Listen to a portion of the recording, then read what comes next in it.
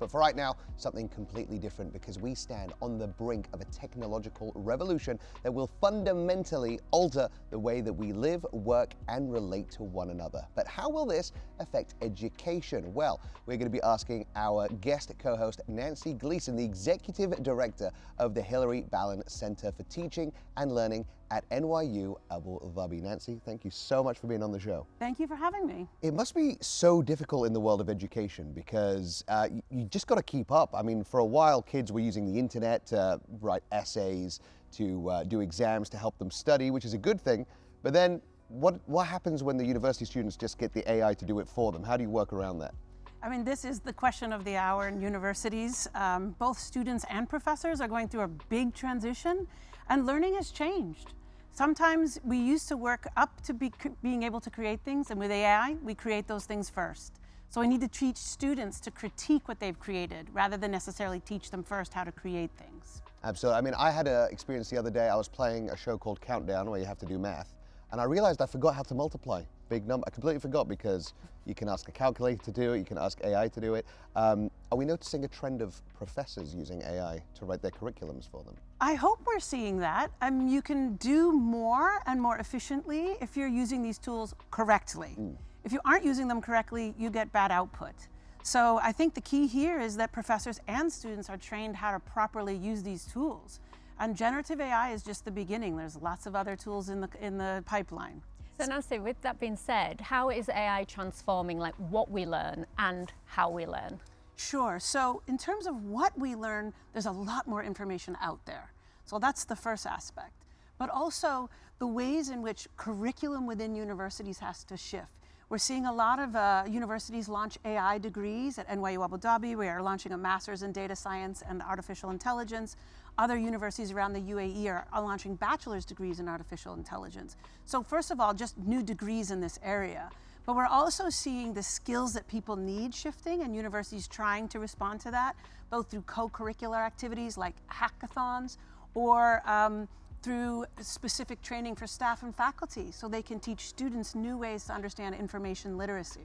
Nancy, I could hear you talking about higher learning a lot. Obviously, this is your area of expertise, but I'm just curious about what you think about this, because I read somewhere that China will be implementing by September 2025 that primary, secondary, and higher levels will have AI in their curriculum. Do you think younger children would benefit from AI studies? This is a really important question. As a mother myself, I'm not thrilled with it, but I understand why it needs to happen.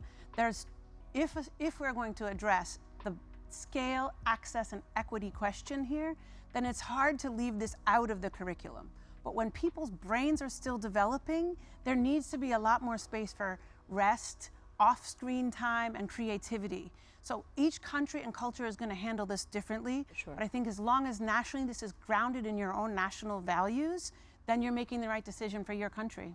Speaking of different countries, obviously we're in the UAE, where we're always quick innovators. We already have a Minister of AI. Speaking to your colleagues around the world, how does Dubai compare, or the UAE compare to your colleagues around the world when it comes to AI? I think what's really unique and exciting about the UAE is that we're agile and able to pivot quickly. Her Excellency, the Minister of Education, said last week in a public forum that there needs to be a whole new framework for teachers to upskill them in a new way around AI that's centered in Emirati values. And I think other states are really trapped in the way things have always been, and the UAE is so forward-looking that they're more flexible to changing systems in order to update to what we need to do. And I think in that way, the UAE is a huge advantage. There's a lot of work to be done, but a lot of energy, momentum, and focus to get it done.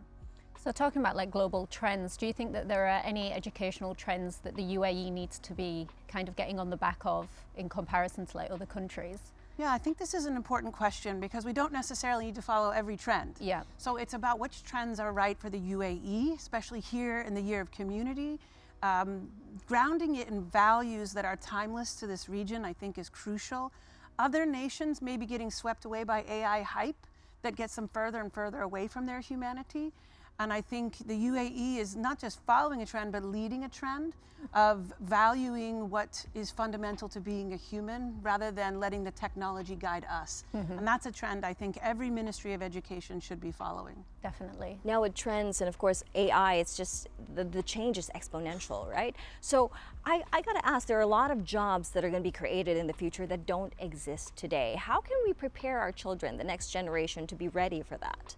Yeah, again, Her Excellency said that recently, the Minister of Education, that we're preparing for the unknown. And this means laying a groundwork for agile learners. And the way I see this is this has to be done through developing active learning skills. When we think about ourselves as adults, what do we do to learn new things?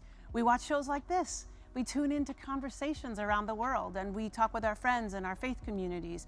That has to be done much more deliberately. The second most employable skill in 2025 is active learning.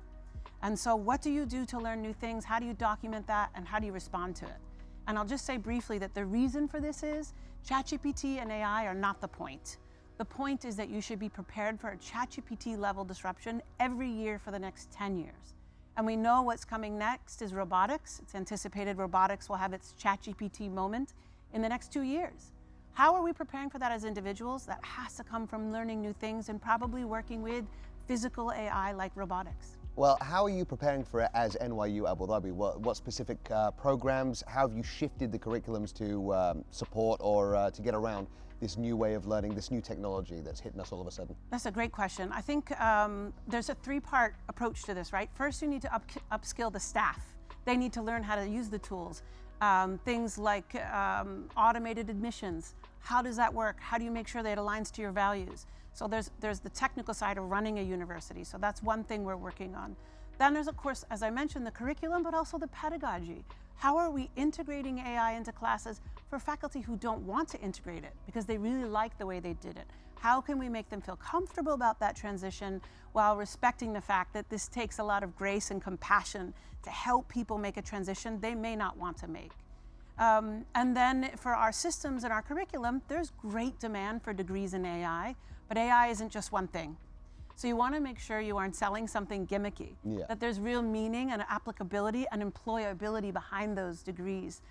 So applied AI or AI in the arts would be something NYU Abu Dhabi would be great at.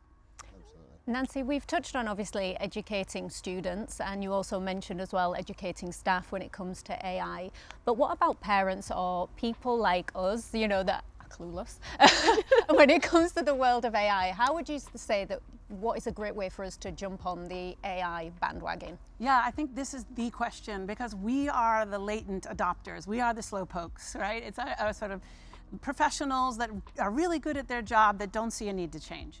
And so that adoption latency, it's called, can cause a lot of problems down the road for us. So the key is download the apps and start practicing with them.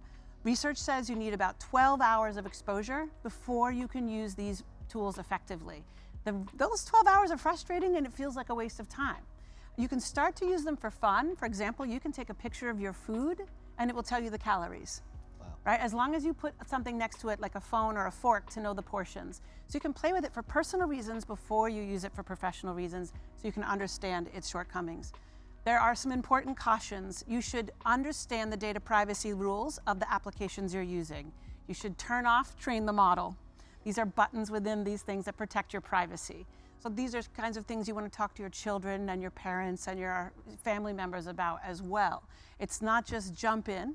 And then there's another caution, which is always verify what you get it to say. It can hallucinate and it can make stuff up, which is part of this adoption latency. People don't want to learn things that aren't true from it. But the key is to practice and play with it. And I think the best way to do that is use it in a playful manner first before a professional context.